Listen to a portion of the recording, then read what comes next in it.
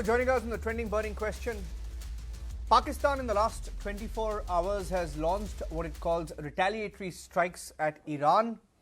As per latest reports, 9 people have been killed in Pakistan's strike on Iranian territory. Now the joke is that Pakistan, while attacking Iran in these retaliatory strikes, has issued a press release, a very detailed press release, in which it also says it fully respects the sovereignty and territorial integrity of Iran. While it may sound like a joke, it isn't, because it could escalate very soon. Pakistan is anticipating another strike from Iran.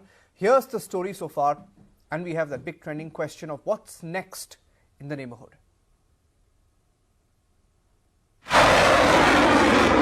After Iran's attack inside Pakistan, Pakistan has responded in kind and launched airstrikes on separatist camps inside Iran.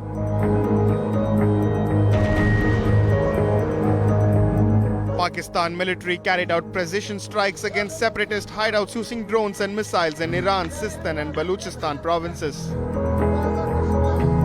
This morning, Pakistan undertook a series of highly coordinated and specifically targeted precision military strikes against terrorist hideouts in Sistan and Baluchistan province of Iran.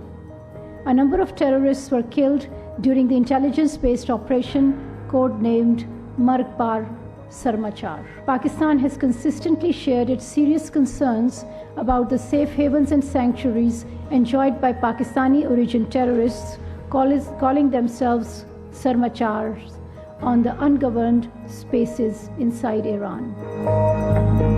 Pakistan is blaming Iran for firing missiles and sending drones into its territory. Former Pak PM Shehbaz Sharif termed it an attack on Pakistan's sovereignty. Iran responded by saying it did not target any Pakistani nationals. Tehran said its attacks were against terrorists operating from Pakistan. While both countries claim they are conducting operations only to eliminate terrorists, missile and drone strikes are only raising tensions in a region which is already on the edge with many other conflicts. Bureau Report, Republic TV. All right, joining us on the trending burning question this evening are Pathikrit, Payne, geopolitical analyst, Javed Khan, journalist live from Islamabad for the Pakistani perspective. Also Faraz Saeed, political analyst, joining us live from Pakistan this evening. Pathikrit, it appears like Pakistan is anticipating another strike from Iran. In fact, they have said on record, they have said any misadventure by Tehran will be countered. It's a very serious situation, as much as we may, look at it, in a very, very cynicistic way. As much as we'd like to sort of say what is going on and whether it was a big joke, the fact that Pakistan itself was bombed by Iran, this could escalate, Pathikrit. What is your sense of what's happening? Do you think Iran will hit back? Good evening, Niranjan. So let me tell you, Pakistan has actually opened another front. We all know that. And it doesn't, even today, it's not in the position to actually curtail its deployment, whether it's with the Afghanistan border or with the Indian border. But let me tell you, I believe that the deep state of Pakistan may not be too unhappy with whatever is happening. The reason being, for quite some time, Pakistan has been desperate in terms of getting back its relevance for the West. I believe that Pakistan will once again go to America and many of the Western countries, especially America, and say that, look, we are now going to fight your war and we will try to contain Iran on the northern side. And given the situation in Middle East, given the fact that Iran is your arch rival in that region, so please give us fund, please give us weapons to do the needful. So I would not be surprised if for United States, Pakistan becomes, it's already, it has been what it is, we all know, that it becomes the Ukraine of Asia to do the needful. So far as Iran is concerned, look, I think Iran has been sending quite a few messages in terms of whatever it has been doing to the Houthis or by its attack, inside Iraq and Syria. It is trying to send out a message that it does have the wherewithal to use ballistic missiles and loitering munitions with precision. Whether Pakistan in reality has the operational capability to go ahead with a full-fledged conflict. That is subject to a lot of, conditions. That is something that we all know that on paper it may claim, but the reality is quite something different. But the more important issue is how it will evolve, whether it will give rise to a sectarian strife in the whole of Middle East. 20 years back, Niranjan, we could have easily said that the Sunni Arab bloc would support Pakistan against the Shia Iran. But today it may not be so. The countries like UAE or Saudi Arabia may not be willing to completely support Pakistan as it is. The only hope perhaps for Pakistan right now is to go back with the begging bowl to the Americans and say that, look, we will try to contain Iran in the northern side. And given the condition in Middle East in terms of Iran, United States finding it difficult, if not impossible, to completely contain Iran, I think America would not be too unhappy with the situation and use Pakistan. If you look at what was the statement by the State Department today, it's given an indication. Also, let me tell you that it is also a question mark whether Iran, which also has opened too many fronts, has the capability to go ahead with whatever is happening right now. So it's a very fluid situation, complex. We don't know how it will happen. The next few days are going to be very crucial. It's a calculated risk by Pakistan to keep the audience back home happy. Otherwise, Jaish-ul-Adl is a Sunni Salafi organization. They would have faced a lot of backlash, the deep state of Pakistan, if they have not done anything otherwise. But whether they have just ended up bombing a few barren places is something we have to see. But terror attacks on Pakistan by some organizations based in Iran and vice versa, and the escalation cannot be ruled out. How America will look at it, my last point, Niranjan, is important.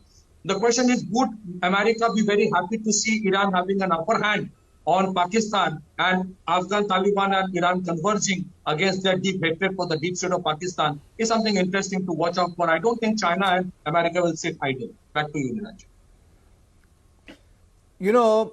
They say that even the US and Israel have been very, very wary of breaching the Iranian border to strike Iran, and Pakistan has done that. Faraz, you know what's coming, right? You know what's coming your way. You're not on the brink of war. It is war. It is the Iran-Pakistan war that has begun. Faraz, that's how the world is looking at it. I mean, the Iranian strikes on Pakistan, along with in Iraq and Syria, I feel that they miscalculated the situation because they wanted to send a message to the Americans that they can target and attack anywhere, wherever their proxies work. Because again, Iranians feel that Jaish-ul-Adl, the targets which they attacked 2 days ago, they are the proxies of the American agencies, and therefore they attacked Jaish-ul-Adl. The messaging was very strong by the Iranians. However, it was a matter of protecting national sovereignty, and Pakistanis did retaliate it in accordance to the international laws, because Pakistan reserved the right to respond in a substantial manner. What the question that you pose, that we understand that what's coming for us is that Pakistan has the capacity and the capability and the might to attack its foes and defend its borders, its national integrity, because that's what we did back in 2021 when the Indians tried to intrude in our airspace. And there's a history between Iran and Pakistan. The soil has been historically used against Pakistan. We saw a lot of our own nationals being used by the Iranians to infiltrate and export terrorism in Pakistan. Of course, Baluchistan, the 900-kilometer border is a long entrenched border where both there are proxies being fighting each other against the national interest, and of course there are national agencies which are supporting these agencies. But the fact of the matter is that Pakistan can fight back, can protect its sovereignty, and Pakistan did that. And I see the situation in a very different way. You see, the important point is when the Iranians attacked Pakistan's borders in Balochistan, there was no air defense system that was active, which was a surprise to many. When Pakistanis responded and attack Iran. There was no defense batteries that were active to deter any kind of Pakistani response. So I feel that Pakistani response was expected by the Iranians, because again, if they would want to deter, and if they wanted a war, they would have deterred that.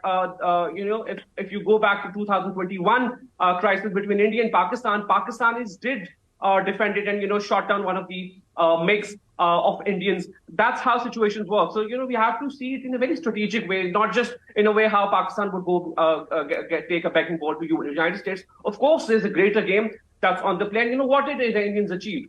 Pakistan has become one of the country after 80s that deterred the very idea that no country attacked Iranian borders. Pakistan became the first country to attack the Iranian border after 80s. Now, that's a big signaling. And the Iranians have to step back, because, again, the hostility toward Pakistan, the messaging that Pakistan could be a soft corner, that's unacceptable. I'm a little confused. The Iranians will not talking about if there's any signaling the situation.